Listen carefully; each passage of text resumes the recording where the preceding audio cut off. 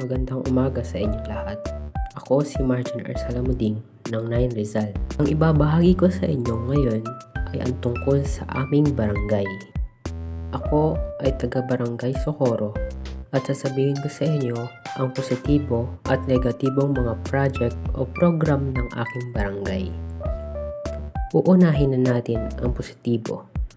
Ang napili kong positibong gawain ng aking barangay ay ang pagbibigay ng libreng bakuna na anti-rabies para sa mga aso at pusa.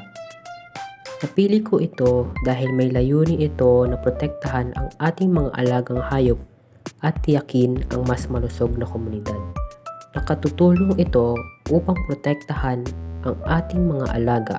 Ang bakuna ay tumutulong upang maiwasan ang rabies, isang seryosong sakit na maaaring makaaapekto sa mga hayop at tao. At nakakatulong din ito para sa kalusugan ng komunidad.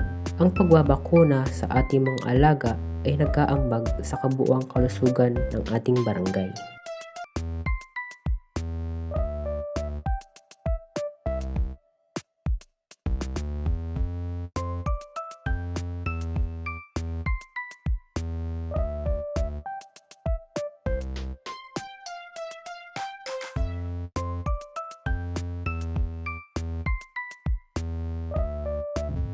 Ang negatibo naman na aking napili ay ang infrastructure development.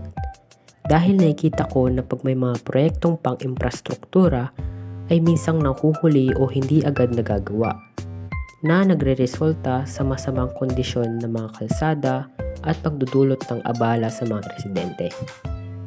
Ang mga construction rin ay nagdulot ng abala sa mga residente, tulad na lamang ng traffic at limitadong akses sa ilang kalsada dahil nga sa hindi agad paggawa dito. At kung ang proyekto ay hindi maayos na pinlano, maaari itong magresulta sa hindi sapat na infrastructure na hindi tumutugon sa pangangailangan ng barangay.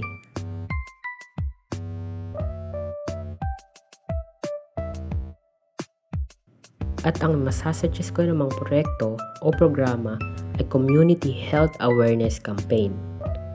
Makatutulong ito sa kasapi ng barangay para sa pagsusuri at pagkilala sa sakit. Ang mga residente ay magiging mas aware sa mga kanilang sakit at kanilang mga sintomas na nagiging sanhi ng mas mag-aagang pagsusuri at paggamot.